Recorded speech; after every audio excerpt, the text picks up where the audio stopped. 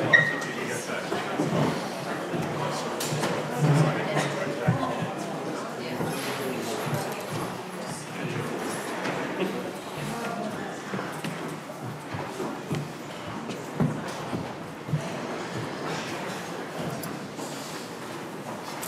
evening, everyone.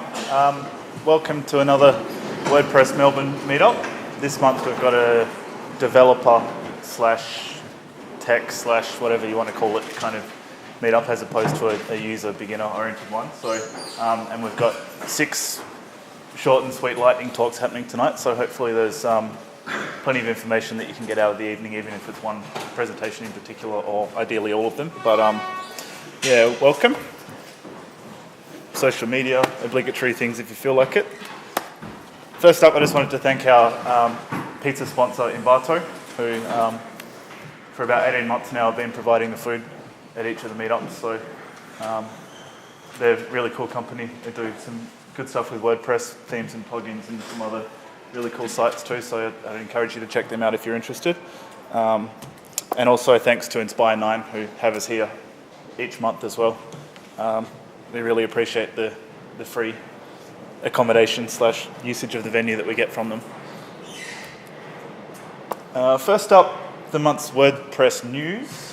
A little bit light on for news this month, I thought, but I've pulled a few things out that I found. So if anyone has got any newsworthy WordPress related items that they want to bring up, feel free to shoot up your hand. In the meantime, just for the podcast people out there, the WordPress Weekly from WP Tavern has started up again after sort of maybe 18 months worth of being on holiday somewhere. So that's a pretty cool weekly podcast if you're interested in WordPress. Pressgram, it's an interesting photography WordPress powered app for iPhone. Similar to Instagram, but very different in that it runs on your own WordPress website rather than going through a big company like Instagram. So if you're interested, check that one out too. And in the WordPress development front, WordPress 3.6 came out just over a month ago, so it didn't really make it into this month's news, but 3.6.1 looks like it'll probably be coming out soonish. There's sort of half a dozen or a dozen bug fixes in there, fairly minor things. So out of interest, who's using WordPress 3.6 already as opposed to an older version? That's good. That's probably 2/3 at least. That's good. Awesome. Good to see.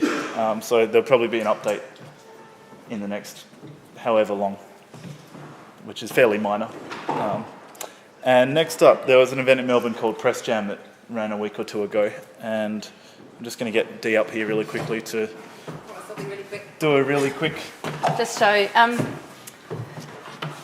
don't know how many of you are aware, but we did this sort of fast build charity event 2 weekends ago. I don't even know. It's called Press Jam, where we got a bunch of people asking us to build not-for-profit projects for them, or not-for-profit people coming to us and saying, hey, we've got this project, we can't afford to build it ourselves, but would you be kind enough to build us an app, build us our website? And so we put together 4 teams of people, competed against each other to pull out these 4 projects in a really short weekend. So, yeah, you want to run the slides? Just flick through them, James. There's just a few photos. So these are the teams in action. This is the Energy team. And I'll show you. It was a really good venue. We had it here in Inspire9, obviously. There's Daniel and Anthony working through architecture for the site. Keep going. Pretty straightforward. Looks very familiar. We got pizza from Invato, another great sponsor. This is our winning team. But what I did want to show you is the sites. I'll just hit escape out of there. I'll show you the sites that the guys did, because this is the cool thing. This is the winning team. This is Carlton Primary School, a small primary school in Carlton, predictably. They had a ring-in though, someone from Automatic. Gary helped there.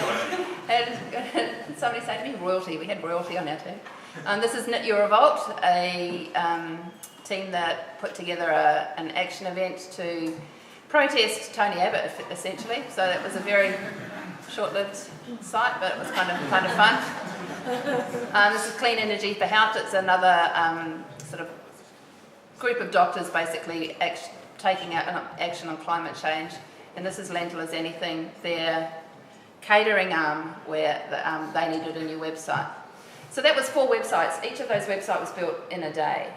So we had 4 great teams pulling it together. The clients were all really happy with the projects. And we're going to do it again, not anytime soon. We're going to have a little bit of a break, but we'll probably do it again next year, and we'll be looking for sponsors and people to get involved. So keep it in mind. Hopefully at some point we'll be able to compete with other centres around Australia as well, which will be really fun. So thanks, James. That was Press Jam. All right, you can hand this on back. Thanks. In the right one, yeah. Yeah, cool. Nice, all right. Really cool concept, I reckon, that, building a bunch of... WordPress for good. Yeah, WordPress for good. At the end of it, those 4 groups get an awesome, fully functional site, but at the same time, there's 30-odd people that learn a whole lot about working in a team to build a site, so really valuable for everyone. Looking forward to seeing a similar kind of thing happen again. All right, next up, the good stuff. The lightning talks. There's the 6 up there that we're running through tonight. So we'll go through them. They're all fairly short in theory. So we might end up out of here at 7:30 or 9:30 or anywhere in between. We'll see how we go. Speaking of which, if you haven't been to Inspire 9 before, the toilets are just near the kitchen around to the right there, and the fire exit's over there and over there. Just give us 2 seconds to get Anthony organised, and we'll be up and running.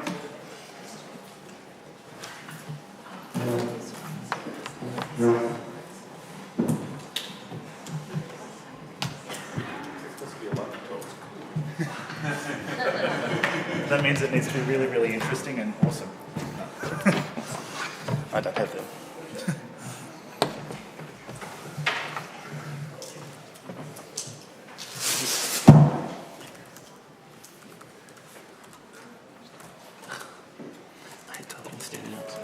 At least I didn't plug this in before you type the password. Might want to log off Skype. Exactly. Oh, yeah.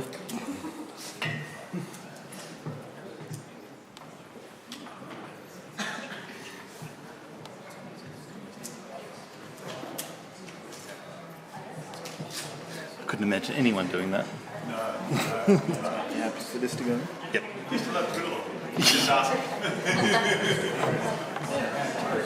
Maybe. I presented the WordCamp New Zealand and had to check on that. Okay, first up, we've got Anthony Horton talking about the do's and don'ts of WordPress theme development. So if everyone can make him feel welcome, thanks.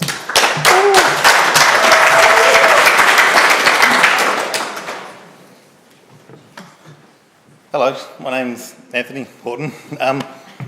I basically just a developer, do run my own little design and development studio just down in eastern suburbs of Melbourne. As James says, just want to go through a few points in developing themes. I take it most of you here are probably theme developers, or being an event tonight, or can I, who develops themes or who plugins even? So about maybe half, just under. James and twice. Joel, sorry.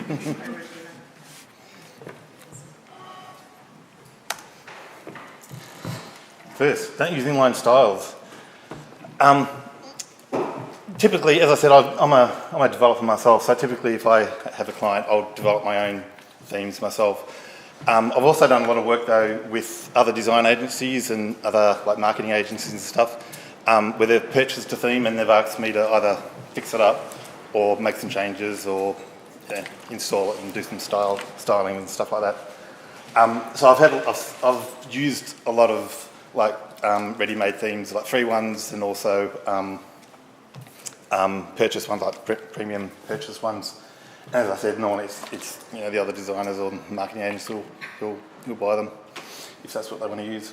And yet it's surprising the amount of themes that I've seen that are actually using inline styles.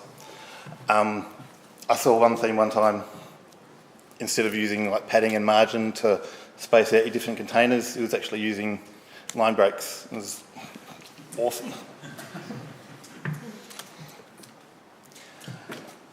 Don't load scripts if they're not required. Again, a lot of these premium themes you see, they might have 50 different sliders that you can choose from and 400 different shortcodes.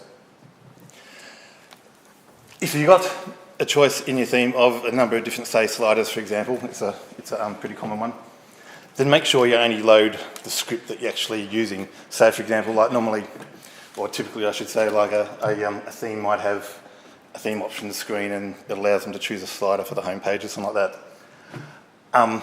If they're only using it on the home page, then make sure you only load the script on the home page as well. So you use something like is front page, just for example, to check that, check it's the home page or check it's the front page.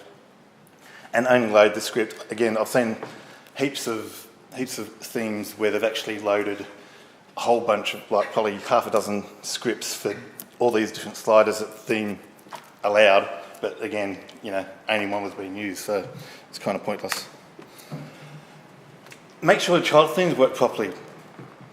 Again, if you're using things like, if you've got your own framework, if you're using things like this, like template builders that allow you to build templates and stuff, custom templates. If you've got theme options, again, just make sure that your theme works as a child theme. When people are purchasing themes, again, specifically, predominantly when people are purchasing them, quite often the developers will update the theme if they've, found bugs or, found issues with it or something, or even just, added features and stuff. So to make sure, obviously, your theme changes don't get overwritten, the good idea is to make a child theme. And again, it's surprising how many number of themes I've seen don't actually work with child themes. You try and load them up and things like, the theme options don't work or their template builders don't work. So you just need to make sure they do. Make sure you enqueue your scripts properly. Again, don't just add your scripts into, say, your header or footer. Use the proper functions like register style and enqueue style and WP register script and enqueue script. Also, if you've got dependencies on those scripts, you don't have to actually enqueue the dependencies because WordPress is smart enough to do that for you. But yeah, make sure you actually enqueue them and register them properly. Don't remove core functionality, ever. Just don't. 'Cause again, another example I've seen, the page attributes panel when you're editing a page has a little drop down for template. You can choose your template. I saw one theme that had actually removed that page attributes panel and hard-coded their own little panel and hard-coded 5 different templates. And it's like, oh my God, why? Just don't. Don't read or write directly to the database. WordPress has a whole bunch of functions for, obviously reading content. That's what it's built for. Another example. I've got all these examples, seen so many different things. Someone was using a native PHP function, MySQL query, to read the database directly. And, you don't need to. WordPress has its own functions to do all this sort of stuff, and you shouldn't be doing it. Don't change the functionality of index.php. Your default template is basically index.php. So that's what produces your blog output, basically. So at the very least, when you're loading up WordPress, if there's no other templates around, like there's no page.php or anything like that, then it will just use index.php and show you native log or single page or whatever it's got to do. Quite often I've seen theme option pages where they allow you to say what do you want to display on your homepage? Do you want a blog or do you want your static homepage? And quite often I've seen it interfere with the native or the standard WordPress setting, which is under settings reading. Again, where you can choose whether you want your latest post or a static page. If, for example, quite often people want a static homepage, if you doing like a sort of standard sort of businessy type site rather than the blog. Again, if you want a custom homepage, then create a template for it. Use frontpage.php, which is what it's designed for, to create that template rather than just changing index.php, because that's the one that gets called. Don't put 10 million different theme options. This is a really good example. You don't need them. It literally takes hours and hours for the end users to set up their themes if you have a whole heap.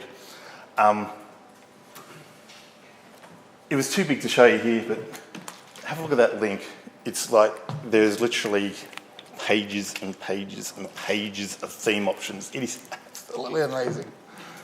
There's just so many options. I mean, you can see all the different things there. And each one of those tabs is obviously a couple of screens long. Just don't do it. You don't need it. And last, but most importantly, have a look at the WordPress coding standards. On WordPress.org website, they've got a whole bunch of different really good documentation on PHP coding standards and HTML coding standards and CSS coding standards, and they've even got some there for JavaScript as well. There's a whole bunch of stuff in there, things like, getting down to the point of, how to format your code. It sounds trivial, but it really helps when you can actually read the code, when it's nice and clean and tidy. It's nicely commented and stuff, especially, if I've inheriting a theme from some other developer or something, I don't want to be spending, hours just trying to unjumble his code and work out what he's doing. If it's nicely documented and, consistently sort of coded, if you're using the curly braces, for example, for like an if statement or while statement, then use them. If you're using that, then use them, which is what you should use, but then use them in all your templates and stuff. So don't use it, on one template and then use something else on another. So make sure you have a look at the coding standards. There's some really, and they're not hard to follow, and a lot of them are pretty common sense too. So it's really worth having a look. And that's it. Lightning. Ooh.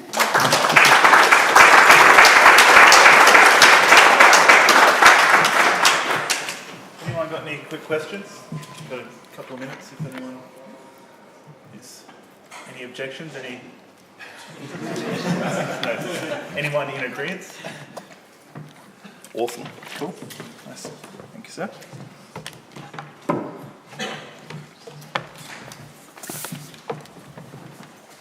Thanks.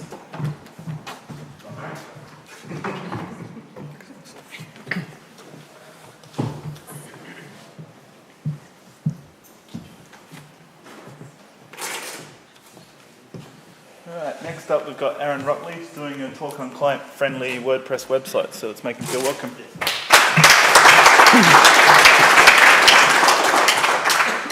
Thanks, James. Like you said, Aaron on client-friendly WordPress themes. A little about me. I'm a co-founder of 11 Media. We're a small web design agency here in Melbourne.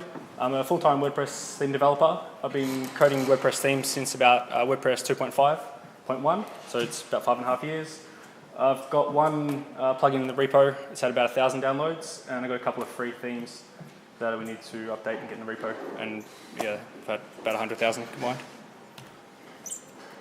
So I'll just start off by why client-friendly. So we develop a lot of sort of small business websites, and we do our best to make them client-friendly, so there's a lot less training, a lot less support, and a lot less documentation from our point of view. So like we're building a lot of sites, so we don't want phone calls every day, clients asking how they reorder pages or whatever it may be. So you end up with happier clients that can refer you and that kind of thing, and happy developer because you're saying they're not getting lots of phone calls every day. And I guess the main point I want to get across tonight is that we aim to make the client's WP admin experience as intuitive as possible. So that's kind of something I try and do every day. So this is how I create client-friendly sites. So this is, you might have a different mindset and disagree, but that's totally cool. So what I do is I heavily customize the WP admin area to suit the project. So if it's, depends on who the client is and what the project may be, so I might not do anything, but if it's a really simple site and I think there's a need for it, I'll go to town. I use pages instead of 3.0 menus, and I'll cover why shortly. I use code over widgets. I don't think I've ever used widget, or not for years anyway. I use custom post types sparingly, and I use custom fields for almost everything. So first up, customizing the WP admin area. First off, I restrict the client to an editor role. So straight away, this cleans up the admin and it reduces the chance that they're going to break anything. If the client's up for it, I'll give them an admin access as well, which they can go and use and do whatever they want. But typically, their role is to edit the content, and it's like our role to manage it and update it and that kind of thing. The next thing I'll do is I'll clean up the WP admin. So shameless plug, I've got a plugin, mine's called Minimal Admin. But there's a similar one, Add Minimize, and that does a lot of fine-grained control, so you can customize the hell out of the dashboard. You can, of course, use some functions or a functionality plugin of your own, and there's plenty of tutorials online if you want to find out how to do that. And I'd also customize the admin experience. So, there's plugins that allow you to customize the admin columns, and there's also like white label CMS where you can brand the website to the client's business name, put their logo in, all that kind of stuff. And again, a lot of this is easy to do with functions or a functionality plugin. So I guess pretty much to sum it up, I try and give clients everything they need to manage the content, and I hide everything that they don't need.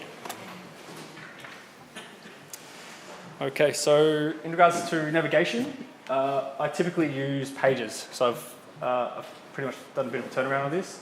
I find they're really easy to understand for clients. So if you've got, they can really understand like an About Us page, and then they can understand a child relationship for their company history and their staff and all that kind of thing. I find that for most clients that the 3.0 menu structure is pretty confusing.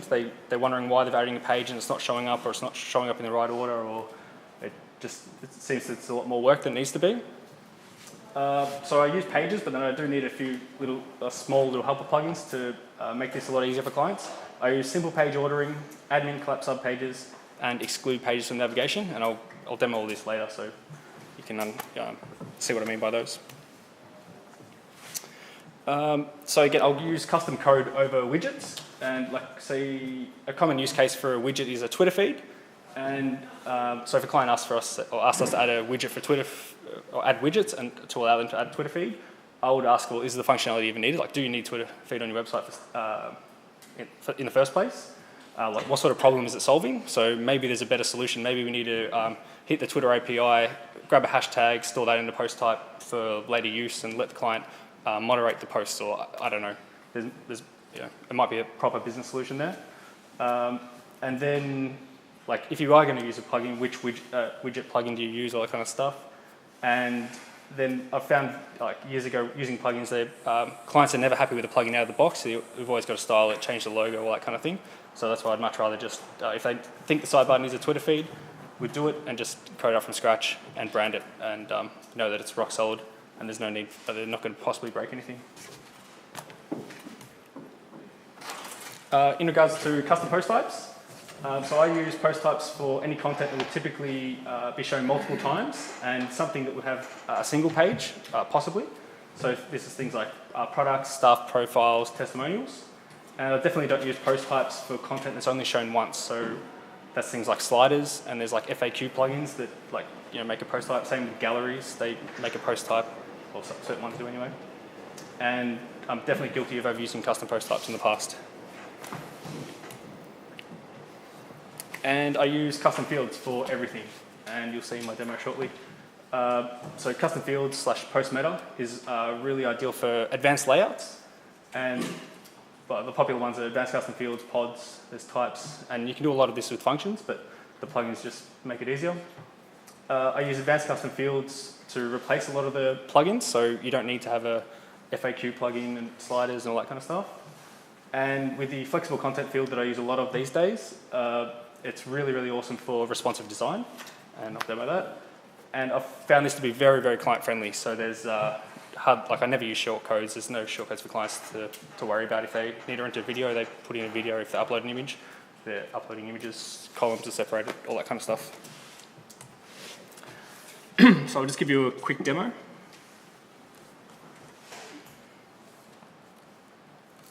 Right, so this is a site we recently worked on. It's responsive. Yeah, it's colourful, it's pretty basic, but I thought this would be a good example for you guys. So there's a few little pages. They're builders that have house and land packages, display homes, and just some standard sort of text pages as well, and a blog. It's really nice, Adam. Cheers. I'll just quickly show you. So this is a house and land package, like detail page. So they got like all this is driven by advanced custom fields. This is a map, but Is the house itself a custom post type? no, I'll show you that right now. And then there's got related properties down the bottom, and then yeah, news is pretty simple.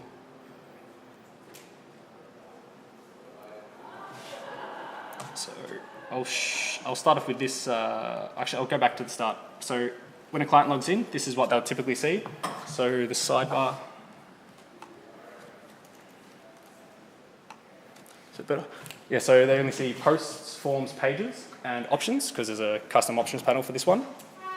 Then you can see I've cleaned up the menu, the pages listing entirely. There's WordPress SEO on, there's a whole bunch of other stuff on there, but I've just cleaned it up so it's not confusing. They don't need to know who authored the post and what date it was made, it's just a page. I use the simple page ordering, allows you to drag and drop and reorder these, and by using pages, so this, if I reorder this here, it's going to be reordered on the summary page and also on the related post pages, related property pages as well.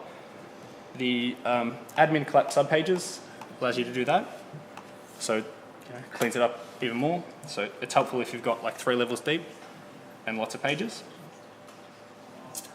In regards to like customizing the dashboard, is really easy. This is what I meant by admin columns. So this is, I wouldn't do this normally. I've just done it as an example, but I've pulled in an icon, which I don't use features images in this case.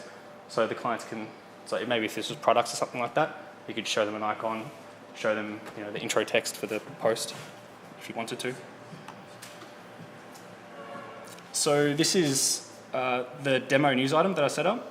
So ask them to upload an image. I've suggested a size, but we'll use thumbnails and crunch it and resize images. So yeah, it doesn't really matter what image they throw at it. Ask them for an introduction and just explain that it's shown on the summary page and not shown on the detail pages. And then this is the flexible content fields. So just a reminder, this is the page we're looking at. And in the back end, so there's the 2 columns of text at the top, the gallery of images. This is what I call a text and image row. So clients can change the image a lot to the right. Let's say it's 33% on desktop. Video, just ask. This is not ideal, but at the moment this is the best I can come up with for embedding Vimeo videos. They're responsive, and then we can say, align that to the left. Text column, you get the idea. And call to action, they can even choose from one of their, these are their branding colors. Normally I wouldn't go to this level, but for this one they can.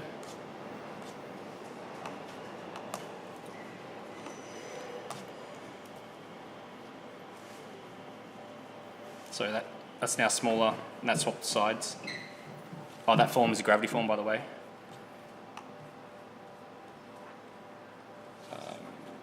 That's the gravity form they can choose from there. So it's pretty easy to create these kinds of pages. So this is a default one, this is a new post. And these are the options that I've set up for this particular client. I start off with about half a dozen default ones, and then I'll customize them depending on what the client needs. So yeah, banner images, obviously banner, gallery, text, image, embed, form, whatever they might need. And the main reason I do this is to have control over the responsive views. So I know that 2 columns, I want them to stack. I want the gallery to go from 5 columns to 4 columns on like a medium/tablet size, and then I want it to go to 2 columns on a mobile. I want to make sure that the markup's correct so that the image is on top of the text regardless of where it is on the desktop. Yeah, same with the video, and yeah, again, controlling the form. And like, especially when it comes to video, so if it's a YouTube video, I can customize it so they don't have to worry about embedding the video at the right size. I'll make sure that there's no related videos at the end, that the player's like clean and minimal, all that kind of stuff that they don't have to worry about.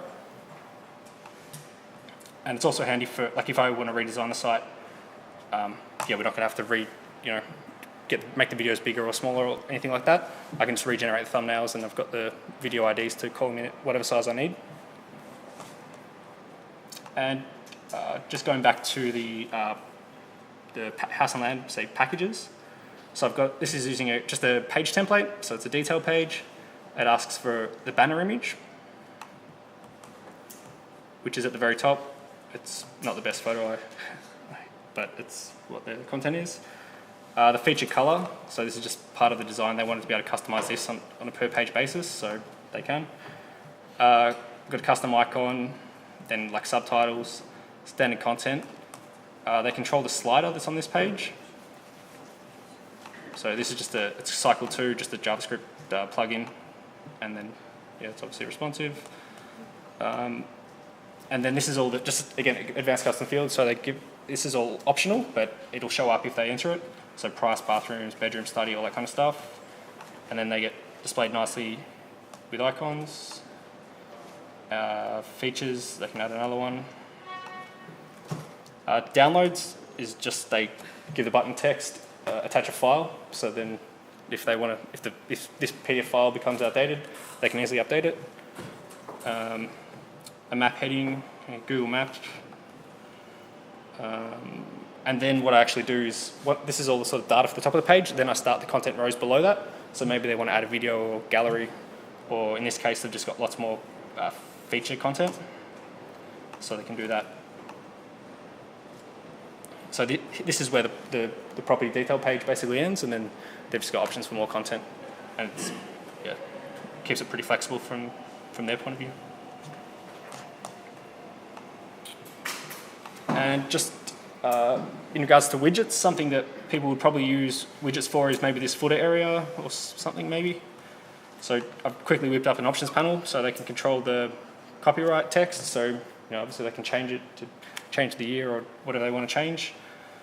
In regards to the links at the bottom here, the privacy and disclaimer, that kind of thing, they can easily add these.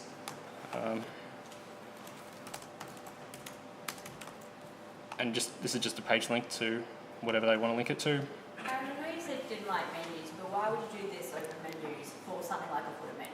Because I would ideally like to call this like footer options, so that they know exactly where they're editing it. Yeah, just because it's all together nicely in one place is pretty much why I would use this. So I am recreating like menu functionality, definitely, but yeah, I just prefer not to if I don't have to. This is pretty straightforward. I found clients understand this a lot. It gives me less headaches basically by using this over menus.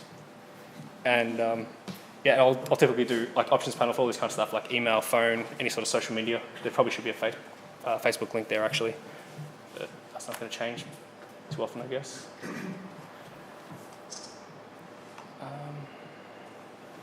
So yeah, any other questions?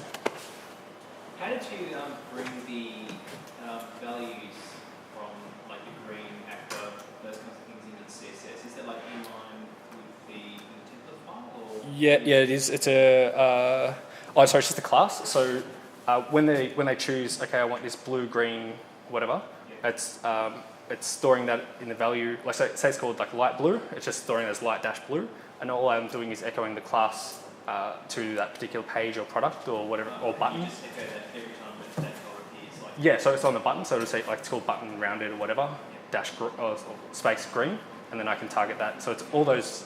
There's like 6 lines in CSS or six selectors in CSS that have those colors, and then I use that for the top and for the buttons and whatever else is needed. Yep. It's awesome. It's really, really cool. How do you go with ACF and on search?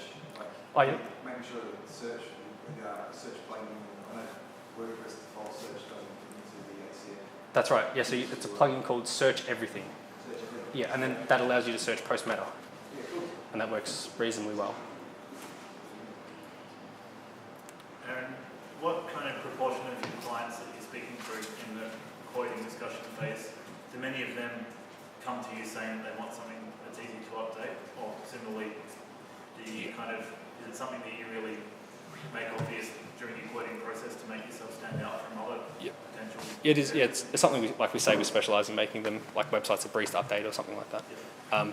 But yeah, clients definitely come to us and they say they want it to be easy to use and easy to update. And we want to make it as easy as possible, so they do update the website. Like I hate going to client websites like restaurants or something like that, and they've got their menu, it's out of date. I'm like, well, what did I do wrong? Why aren't they updating this kind of thing? So we try to make it as easy as possible for sure. So another one. The options tab we have with stuff. Yep. Is that a ACF? Yeah, that's just another ACF. Yeah. What's it called? Just the options add-on. Okay. Yeah, it's about the add-ons are like $25, so I highly recommend grabbing them. Yeah. It's like other half of WordPress. Yeah, it is. It's pretty much made WordPress the CMS, in my opinion.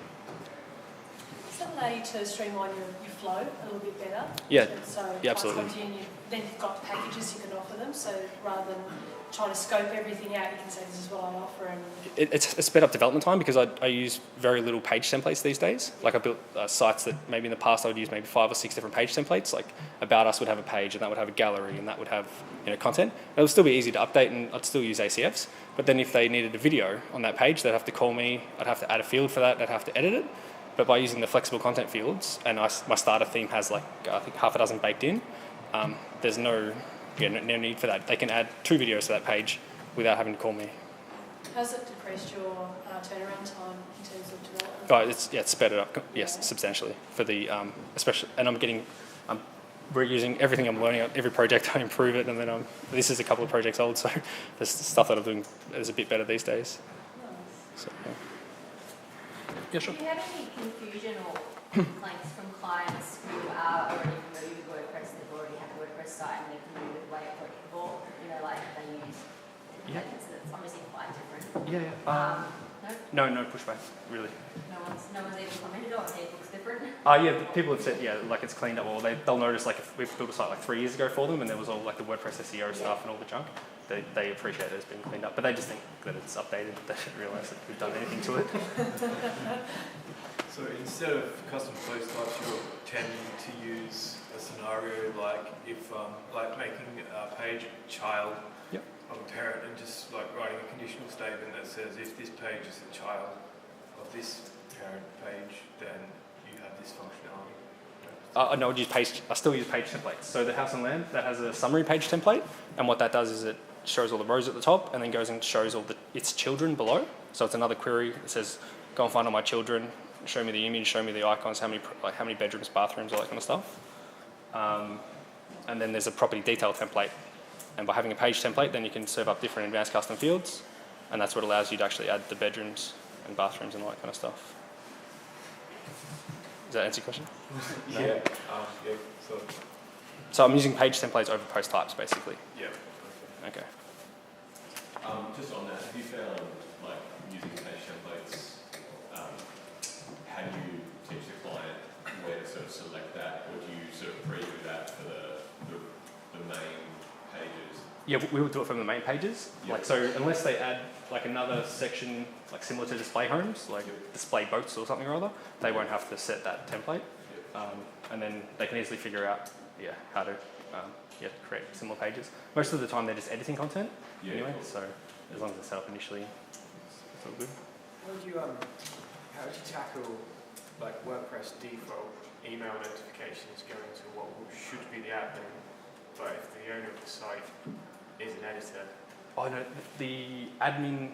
Oh, sorry, that's the admin email address though. So the admin email address is different. That's not associated to a user. Would get things like broken link checker kind of okay. emails. Yeah, and would also get posts awaiting moderation. Yeah. And comments awaiting moderation. Yeah. How would you kind of make sure that only the things that are going to the client should go to the client, Yeah, sure. Well, the client can have multiple accounts, so you just set them up as an editor role, and you can set them up as an admin role as well. Okay. So that's if they want to go in there and update WordPress themselves, they can. But this is sort of the lockdown version. And if I log in, like as I'm admin on the site, so I can see plugins and all that kind of stuff, and approve comments or But for most simple sites, they don't need that kind of functionality anyway. That's cool. I like it. Okay, cheers. So with your house and land pages, Yep. so that's a page template that gives you all the extra ACF options, bedrooms, all that. Yeah, exactly. Yeah. What happens when you click on what's used to generate a house and land package symbol? It's a page template. Page. So I'll quickly demo. So sorry. Can you just do a new one? Yeah, yeah, yeah. Yeah, for sure.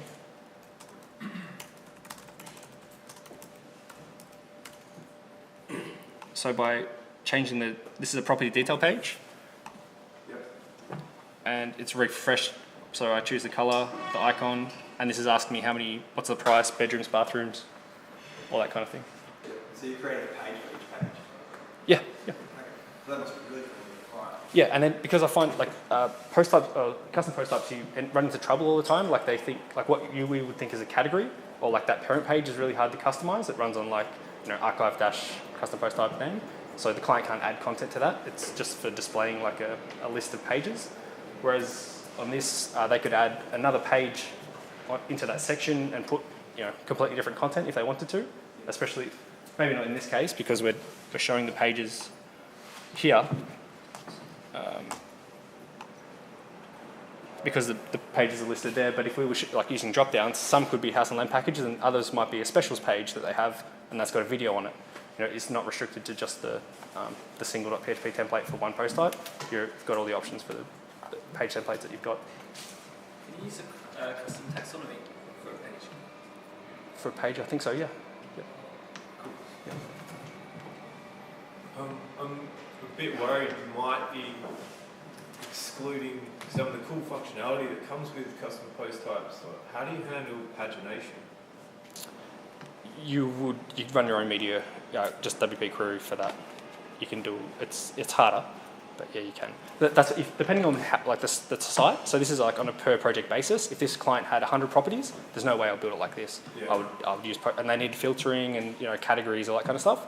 But that's not the case. Like that, they're never going to have more than a dozen of these, and hopefully they sell them and put some new ones on, that kind of thing.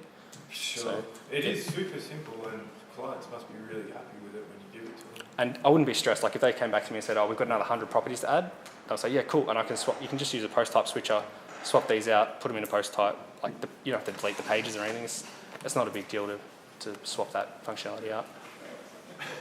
Well, let's ask more questions. Sorry. Sorry. Yeah, goodbye. All right, last one. So. I've forgotten now. No, on that, you did have to swap back to a custom post type. Yep. How would you transfer that data? Oh, the data doesn't move. The data is associated with the post ID, so...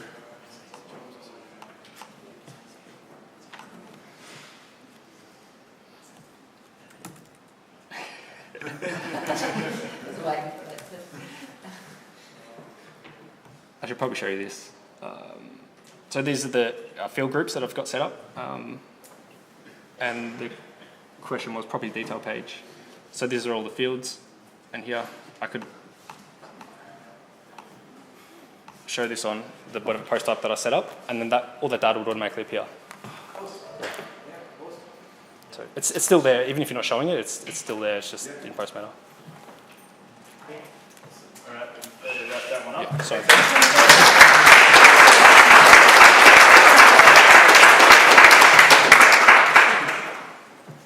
Grab this.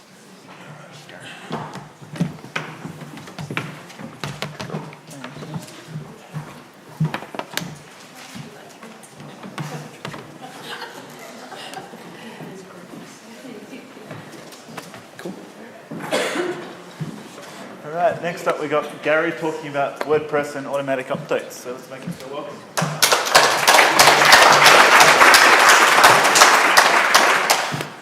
Alrighty, so let's have a chat about automatic updates. So my name is Gary. These are the places you can find me. I work for Automatic, usually on WordPress.com things, but at the moment I'm working on WordPress Core. The reason for that is this plugin. I wrote this plugin, Automatic Updater, about a year ago.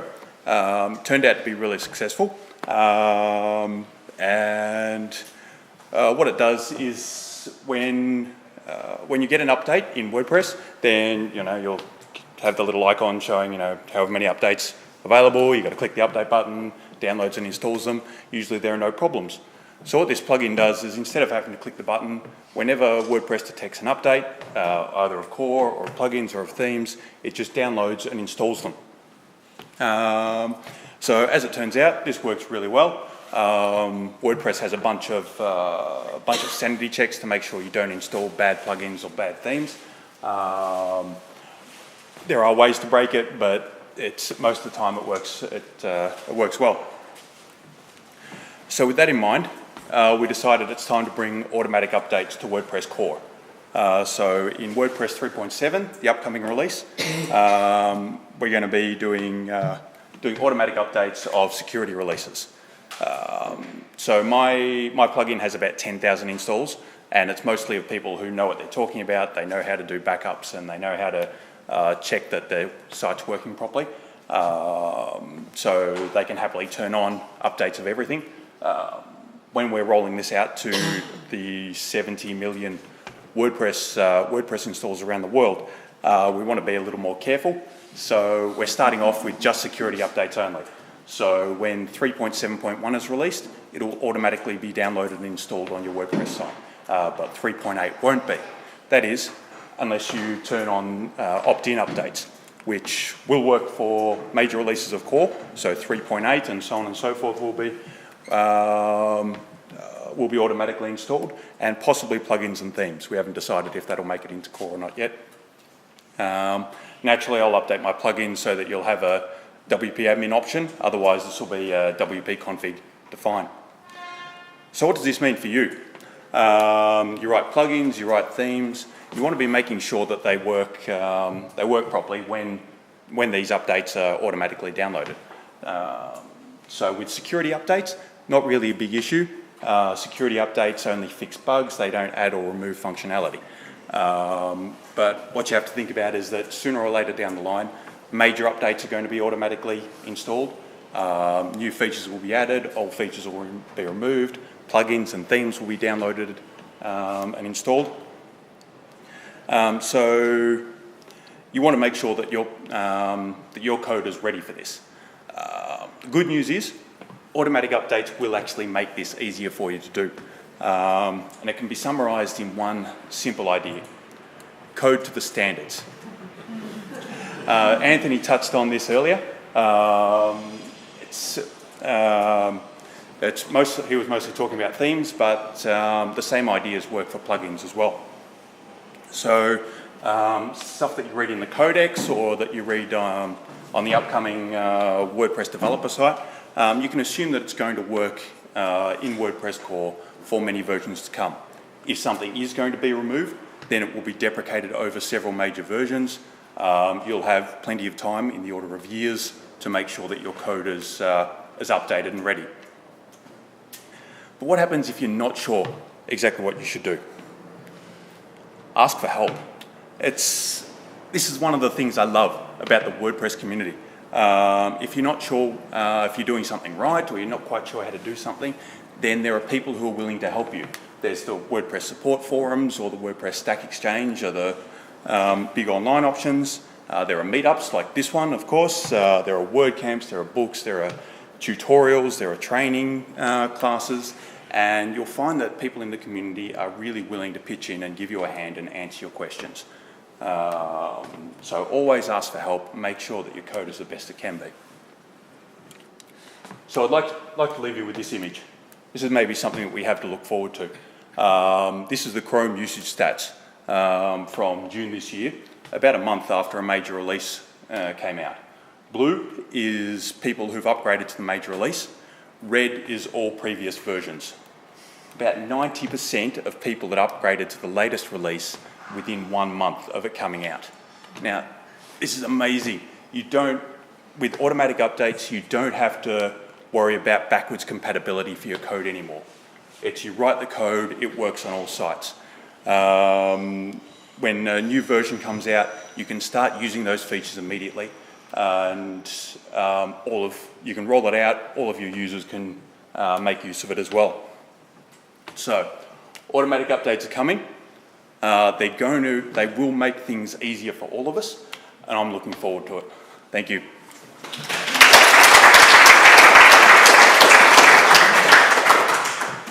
All right, yes. First of all, is there any plans to do anything like SQL dumps prior to updating? WordPress core won't, but there will be clean hooks that backup plugins will be able to use. For example, Backup Buddy is a popular one, VaultPress, all these kinds of things will be able to hook in and automatically take backups before the upgrade occurs. So yes, it will be happening, it just won't be in core. Yep.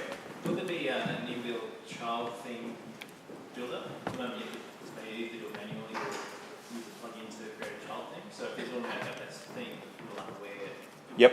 risks of that. It's that kind of comes under code to the standards. You don't edit a theme. You create a child. You don't edit a theme that comes from WordPress.org or comes from a theme provider. You create a child theme, and there's a lot of perhaps user education there. If you expect your users to be making their own themes, then you have to tell them you do it in a child theme. Or if they're not quite sure, then you have to get them to come back to you to make sure it's done correctly. And is the automatic updates to non-WordPress themes? Is it like theme forest themes? At the moment, we're primarily focusing on WordPress.org. There will be functionality that Theme Forest would be able to hook into. We just don't know if that will make it into 3.7, but it will definitely be there. Yes. You said there were, like, you do a couple of sanity checks.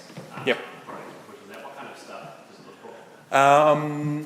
At the moment, it's fairly basic. It's just making sure that the PHP parses correctly, that it's not going to break the site as soon as it's installed. We're also adding extra sanity checks, making sure that the files save correctly, that I think we'll be trying to look at perhaps a little bit of code parsing to make sure that the code is not insane,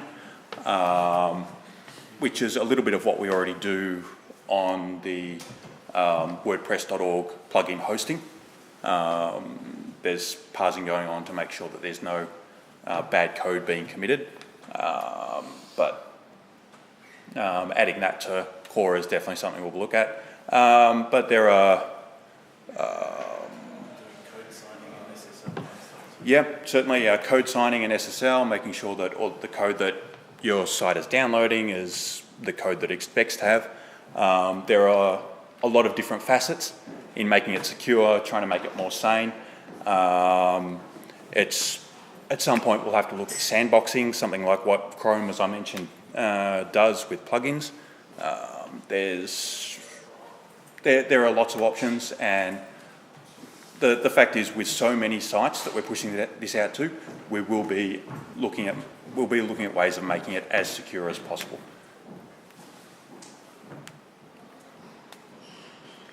Cool. Thank you very much.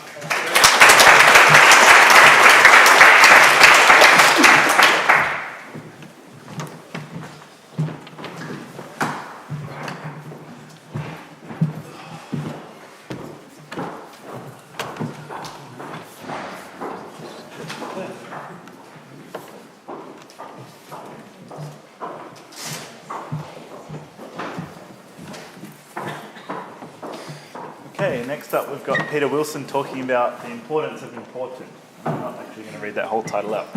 No, that's not the title. That's a quote on Stack Exchange of someone just saying, important isn't a good tool, a good solution to any problem, and there are very few problems that can't be solved without it, which is someone who I'm sure if I met them on Stack Overflow at a party, I'd love them, and we'd get along very famously, we'd have a few drinks and enjoy ourselves, and we'd avoid a discussion about CSS, because if someone on Stack Overflow is wrong.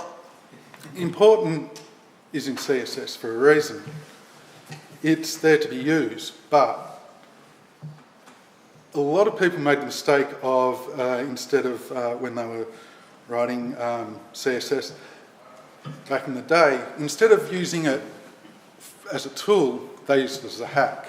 So it got this incredibly bad reputation, which is basically summed up quite well in this single paragraph. So I thought I'd just sort of go through some of the situations that I think that important is actually really useful, and if you use it proactively rather than trying to get yourself out of a hole, where it can be quite handy. So one of them is icon fonts have become quite popular recently, so that instead of having a whole lot of separate images for tags and for categories and so forth in 2013, it's just an icon font, but you've got to assign the right font family to for the icons to work. So a place where you might want to use important in this situation is to just ensure that when you're trying to display an icon, there's no CSS funny buggers going on that are going to override the icon and display the letter A or some other random character. And the same can sort of go with sprites as well, because sprites are made up of a whole lot of images, sort of all glued together into this one big file, and it's very important that you have the width and height set precisely in your CSS.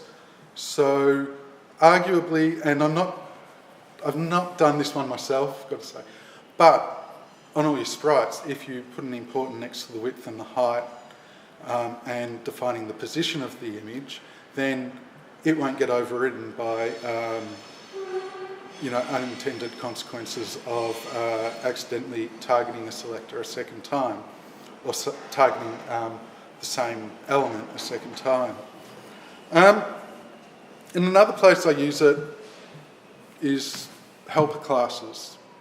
So if I have a class with no border, then just the idea is to disable borders on it. So just set that as important, and set that when you're defining the class right at the start, so that there is no chance that when an element has the class no border, it has a border, because that's just stupid. And the same goes with classes that might remove a margin or assign it to a certain colour. So we use helper classes in theming, but all the classes that you might add to the WordPress editor, they're also helper classes of sorts. So if you allow someone to add a blinking text class in the WordPress editor, then making sure that blinks when it's on the front end, using the important tag, is actually going to make it really easy for your users, and it won't end up confusing them as to why this thing isn't doing what it's supposed to once they actually look at it on their site.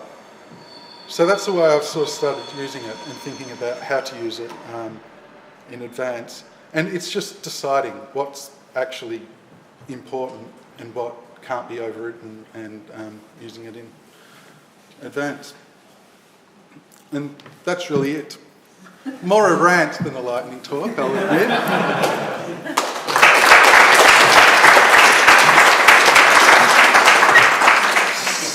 Any questions? I've got one question. Was anyone keeping track of how many times you said the word important? It was quite important. Anything? Fair enough then. Yes. Don't make eye contact either on the way out. Was my next? Yep. I lost track, I wasn't counting. Or I can go either. It's you and me left. No. We're the last two standing. I'm not going to take long. I had the scent of beer in my nostrils, so.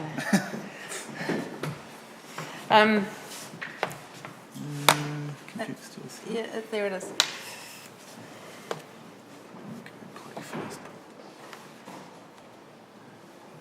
I've already done that presentation. I have. You want me to hit play first, do you? Yeah, it tends to work pretty well doing that. So, my name's Dee Cheel. I don't even need to make her feel welcome. No, I'm welcome. You already introduced me before. I'm known around the web as the Web Princess. I'm a freelance front-end developer, and I work predominantly using Genesis theme framework. So the reason that I'm here is just to tell you a little bit about what the new things are from a development perspective of Genesis 2.0, which was released about the same time as 3.6 came out. Anybody using Genesis? Just one or two people. I love it. It's awesome. It makes life easy for me. I'm also learning in the last couple of weeks how to not use it because I'm doing some work for someone else. But let's have a little look at what's new in Genesis 2. Well, for those who aren't familiar with Genesis, there's a lot of things that they will tell you that I have found to be true that Genesis does. It's great for security. Mark Jakewith goes over every new release of Genesis and vets it to make sure that the code is secure. So you can install it completely confidently, knowing that it's well and truly built with lovely code to keep things nice and safe. It has a whole lot of great advanced CEO content in it, and one of the big things that's in Genesis 2.0 is microdata, and we'll talk about that in a second. But it has beautiful children.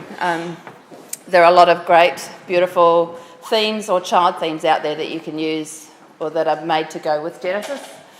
So that's what it does already. What they have added to it in Genesis 2.0 are some things like this. The new Genesis is built in HTML5. So there's a few, this is the existing code, and I'll just bring up some arrows here. It's a bit hard to see. In the past, all of the sections are broken up in the site according to IDs. So we've got the div with an ID of header, another div with the header widget area, another one with the widgets, and then here's the div with an ID of nav. One of the things that this challenges is that it increases the specificity. Increases, decreases. It causes some challenges. What they have done now, and what is a lot more semantically marked up in HTML5 and Genesis 2, is that now we actually have a header section. We have an aside, we have sections, we have navs. So there's a lot more specific tags going on in HTML5 that actually give a lot better clues to Google as to the value of your content. And it means that marking it up is a lot less specific, which is good. The other thing that we hear a lot about, and this is all new territory for me, so I'm having to shuffle through going, I'm not quite sure how all of this works out, but one of the things that is going to be really interesting to spend some time in the next little while is actually getting across what this microdata is that is now actually built in on quite a level to Genesis. So what you can see here is a search result for blueberry muffins. And the microdata is throwing off some of this interesting things like your ratings, the categories of muffins that are there, the photos that are alongside of it. So all of these things are markup that's put into the recipes on these recipe sites that actually shows off in Google a lot more interesting data. It makes them makes your links in Google search results a lot more clickable.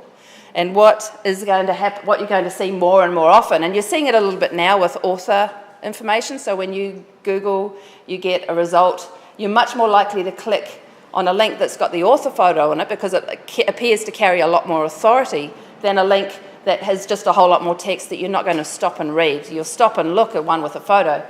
Well, this microdata is stuff that's starting to become built in. You see this one here, the lady who provided these images, I've got links to her site, BlogAid, because she goes into really great detail about Genesis and about microdata. You can see she's got 2 links on this page. The one that you notice is the one at the top. It's the one with her name on it. And this is actually what it looks like. Now, you can see that these green tags in there called item prop or item property with new information in there. So we've got one that says name, there's one that says job title, there's one that says affiliation. All of this information is searchable by Google and then returnable by them in their Google search results. So it's actually taking your content away from just being markup that outlines and breaks up the structure. It's semantic markup. There's actually markup in there that's actually giving meaning to the content that we're looking at, and this is going to become more and more important in SEO. And we can see here, this is a Genesis site, one of the new version, this is 16.9, this is a Genesis child theme, and you can see here in the highlight areas where this is actually built in. You don't have to do anything with this. The minute you make a blog post in one of these Genesis themes, these new HTML5 themes, that data is actually out there for you. So what it becomes important to do is actually get a handle on how to actually really leverage that in your SEO. I'm not an SEO genius. Again, this is more stuff that I need to spend some time in, but it's one of these things that's now out there with Genesis 2. And so here's a couple of links. Yoast is right into it. His site's built on Genesis. He's in there building up some resources now about schema and about Genesis. BlogAid is this lady who's written a great series on getting ahead of Genesis and microdata. And WP Sites, actually how you can actually start getting into the deeper areas and putting some of your own custom schema into your Genesis theme. Genesis 2.0, all the new themes are fully mobile responsive, and they're slowly replacing the old themes with new versions that are. Here's the big nerdy bits. Named loops.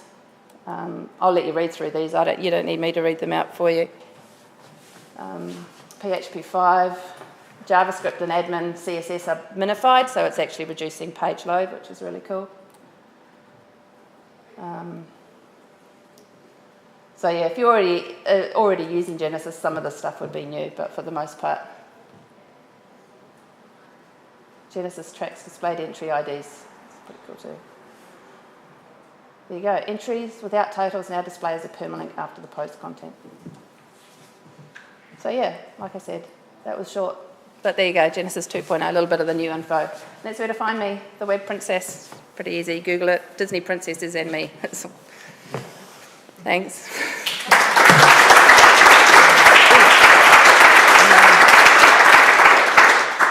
And I'm going to introduce... Oh, questions. Any questions? I don't know how many I'll be able to answer, but I can tell you all about Genesis 1.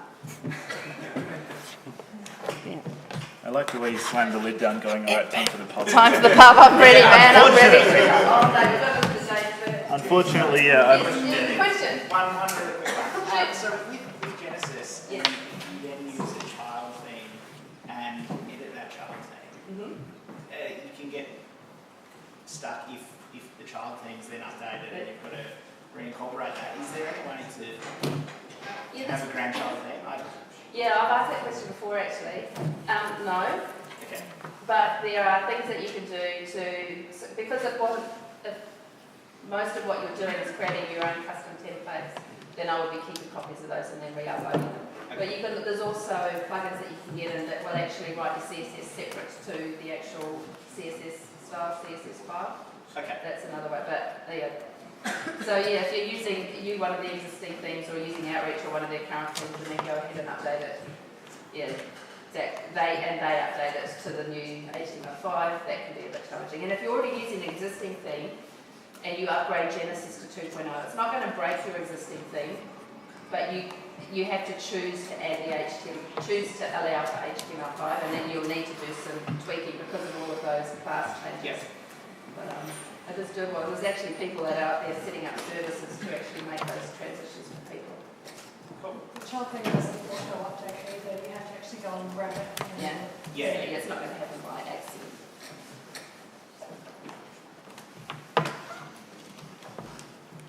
All right, lucky last.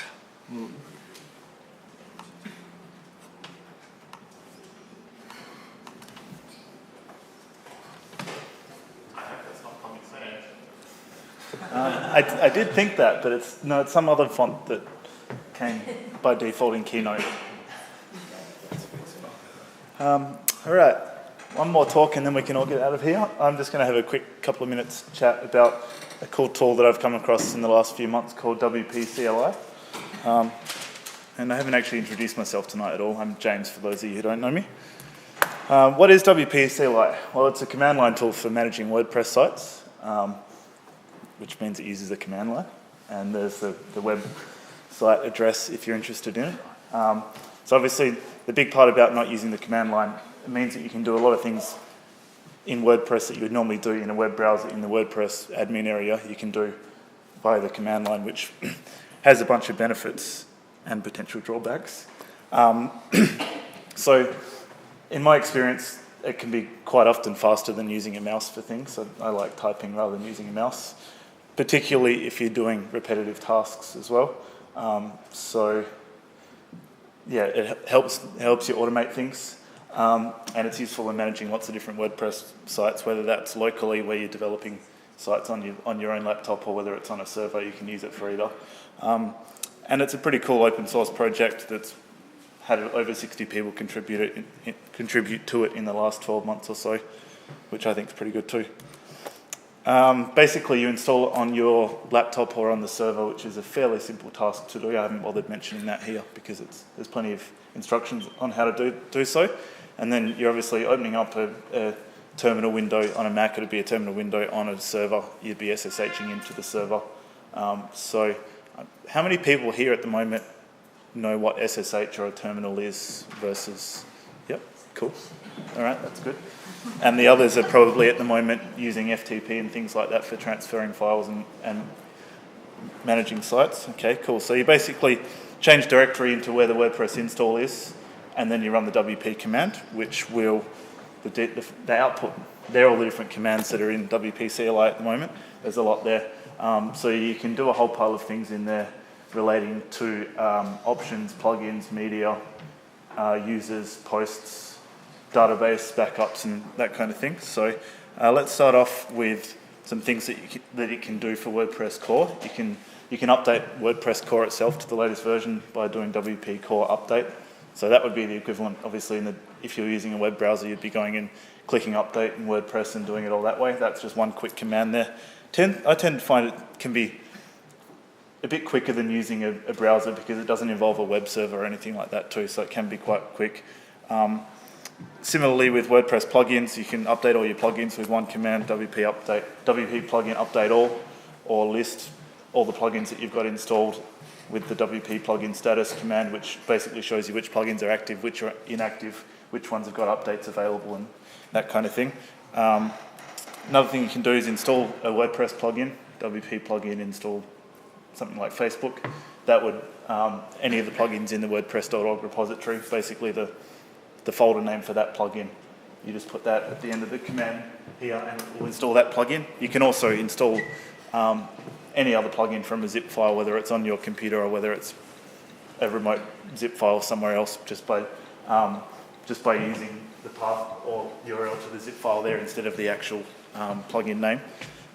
So that's pretty cool. I think the last time I installed the Gravity Forms plugin, I did it that way, I think, where normally you go into the Gravity Forms site, clicking the download button. Instead of doing that, downloading it to my computer and uploading it to the site, I basically just right-clicked on the download button and copied the URL to that zip file, did WP plugin install, paste that zip file in, and bang, you've got it up there on the site like that. And there's also an activate flag there too. If you include that in the command, then it not only installs the plugin, but it activates it as well. Themes, very similar to plugins, same kind of things where you can update all your themes, or you can look at the status of your themes, or you can install a theme from the repository, or from a zip file, or you can activate a theme. Same, pretty much mirror image to plugins, really. Or something that Gary's already talked about tonight, updating everything. There's not a one single command in WP CLI that does that, but that would do your core updates and your plugins and your themes all in a one-liner kind of thing as well, if you're interested in doing that. So in my case, I don't really care if my site breaks because no one looks at it, so I've just got that. So I've got that running every, I think, 4 or 5 times a day just for the hell of it, so it's running the latest version of WordPress and plugins and all of that. I guess some people would describe that as adventurous, but most of my friends would probably call me a nerd or something instead. I reckon this is one of the coolest things that it can do, actually.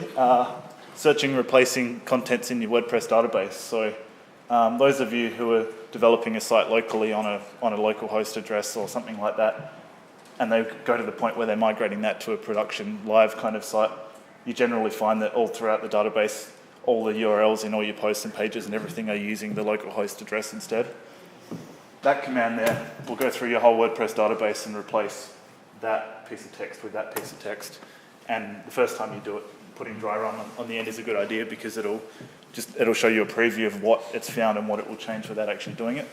So that's a really quick way of changing something in the database too. Or if there's an email address for one of your clients that they say they've changed your email address, and that might be on the contact page and in their user account, and potentially in Gravity Forms somewhere you can just do that and replace their email address with their new one quickly and easily without having to worry. And that handles the messy parts of doing so with serialized data in the database and all that. You don't have to worry about that. It just does it all automatically for you. So that's actually the reason that I started using it in the first place, for that specific requirement there. And this one's a good time saver too. Regenerating your media images and your thumbnails and everything like that. So in the WordPress settings screen under media, you've generally got a few different options there for your thumbnail size, your medium and your large image sizes. If you change those numbers there, it won't affect all your existing images that have uploaded. Running that command, it'll go through your whole media library and resize all those thumbnails to match the new sizes that you've put in there. Or sometimes you have to do that if you activate a new theme or plugin that registers its own image sizes as well. So there is a regenerate thumbnails plugin that you can do that in the dashboard instead, but you've also got the option of doing it there. Useful for testing, creating a bunch of blog posts, 100 blog posts with, I don't know how many characters that is, but not too many. Same with pages. This in particular is good for testing too, because you can use the max depth command there to say, don't create 100 top level pages all on one level. You actually want 3 levels deep with top pages and child again, which is quite handy too for testing. You might find 100's way too many, but that works too. If you're creating plugins, that command will create a new plugin folder for you and create the PHP file inside the plugin and put the header stuff at the top of the plugin. So that's a nice quick way of creating an empty plugin that you're about to start writing in. And also, this whole time I've been assuming you've already got a WordPress site, but if you don't or you're setting up a new one, you can also download and install WordPress itself just by moving into an empty directory and WP core download or get the zip file from wordpress.org. The next command, the config one, will create your WP config file, and the next one will actually run the installation wizard in WordPress. So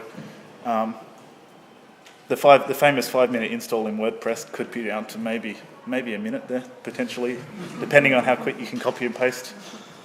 As you saw at the start, it does a whole pile of other things too, managing comments and users and doing database exports. It'll do a MySQL dump for you to a file, or you can export the WordPress posts and everything using the native WordPress export, that XML format I think it is. You can do that in there as well. Plenty of options in there. A lot of people prefer to use a web browser and click around in the dashboard, but in our case we've got we've got a couple of 100 client sites that are all running WordPress, so the thought of me going in and logging into all of them and doing some of these repetitive things like updating core is a bit scary, whereas, and probably prone to error if I'm doing a repetitive task, I tend to nod off a bit, but this way I can just loop over all the folders in the directory and run the WP core update command, and then a couple of minutes later they're all running the latest version of WordPress. So part of this, by the sounds of it, might be irrelevant soon, potentially, but there's still a whole pile of other things that you might want to do, which is probably too small to see, but I reckon it's pretty cool.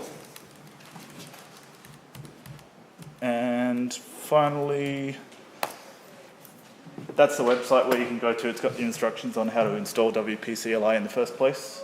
You basically just install it once on your computer or your server, and then it will manage all the different WordPress installs on there. So it's not like you have one installation per WordPress site. It's kind of install it once and forget about it, that's also why I didn't put the installation instructions in there, because I can't remember how to install it, because I did it once earlier in the year and forgot about it. And anyone that's interested, the slides are online, or will be online, and also I think normally we tend to get everyone else's slides online from the night too. So that's it. Any questions? Yeah. Yeah, Jack? When you have 200 client sites, how does WP CLI distinguish which environment you're talking about? Do you have to be in the parent directory when you execute the command? Or? Yeah, you basically change directory to the WordPress install, and then the WP command will only touch that WordPress install. So, yeah, if you've got 200 sites, they'll all be in different folders, so you change into those directories and then run the WP CLI commands. So, and likewise, if you're setting up a new WordPress install, you just move into an empty directory and run those core download and install commands, and it will put everything in that empty folder. So, yeah, cool. Anyone else? Have you come up with a good way of moving between like the development and production environment? Like the way that WordPress has like the absolute URLs in post content, or the sort of where the base URLs stored in the database rather than in a config file. Yeah. Have you come up with a good way of doing that? Because I've yet to come across a way of doing it. It's a good question, and it's a question that a lot of people have as well. Everyone tends to have a different way of doing it. A lot of people use Backup Buddy, which will do it for you and change all the database. In our case, we don't do it this way or that way. We kind of do it. I've automated a way of doing it, but which basically just changes all the contents in the database. So yeah, WP CLI is handy for doing that. Has anyone else got any recommendations for how they move or migrate sites and content from a local environment to a production kind of setup? I'm not sure if it's the right way to do it, but it's the way I do it. In your config file, you can define what the base site address is. And so you define your site address, and then you go to your permalinks and click save, and it updates to whatever that base URL is. It changes it all for you. Including the stuff in the content? Nothing that's hard-coded, no. Like, you shouldn't be hard-coding stuff anyway. No, but say like the user's gone in, they've added some links within to other internal pages. Yeah. No, it doesn't change their stuff, because that's...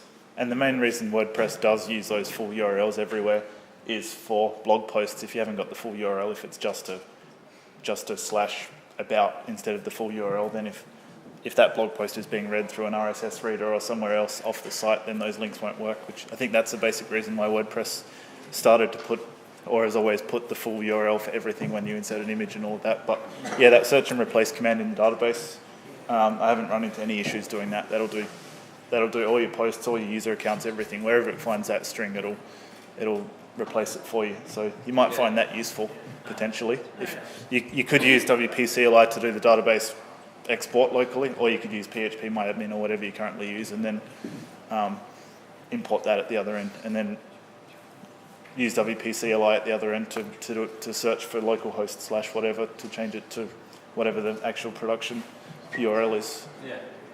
Saves time, I think. Yeah. Joel? Yep. Yeah, I think for the migration stuff, Backup Buddy is definitely a big time saver. I was just thinking in terms of like if you're using Git or something like that, and you're using that to handle your files. Yeah, so all your files are in source control. Then you're probably less likely to use Backup Buddy, but Backup Buddy can do just the database. It doesn't have to do all the files as well anyway, I think. But I guess then you also end up having to do your media library images and all that kind of stuff too. Joel over there. And then Ben and I have been working on some projects together lately where we're both working locally, doing our updates, like CSS stuff. And, both locally on two different computers, not hand holding on one? Yeah, no, he's left hand on my head. Yeah. And basically what we're doing is we've got the staging side, we're using staging side, doing any sort of database related stuff, updates directly on there, doing updating menus, updating content, and then pulling it down using a plugin called WP Migrate Pro. There's a free Pro version, and that basically keeps us in sync. And using Git for keeping the WordPress content files in sync, and then FTP for any upload files. So yeah, cool. Yeah, I haven't tried that WP Migrate DB thing before, but I know it's been around for 3 or 4 months, I think. Now I've seen it, haven't used it, but you can either work locally and push up, which is what I'm doing with some stuff I'm working on my own. So Yep. and just do changes like they push it up to live or staging, live if you want to use it. Yeah. Yeah, one click kind of stuff, you have configuration, or you can pull it. Yeah, You can pull cool. from most others. Yeah, that's good. Anyone else? Any questions, or are we all keen to wrap up and get out of here? All right. Just go back to... All right. First of all, I just want to thank all the speakers tonight. There was obviously 6 of us, so thank you everyone for volunteering your time to talk.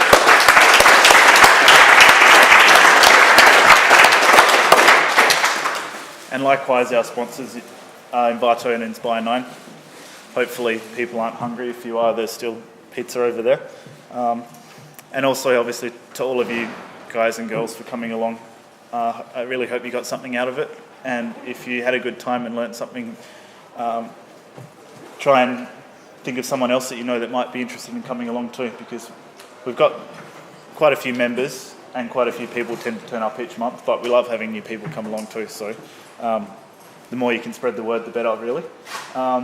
And some other events that are happening soonish. The Word Chicks meetup, 3rd of October. The next user group meetup here will be on the 9th of October, and it's going to be about SEO and WordPress. So we've had plenty of people request that we cover that kind of topic, and it might not be possible to cover it all in one night, but we're going to give it a red hot go and try. So, and then the next developers meetup, which will be 13th of November.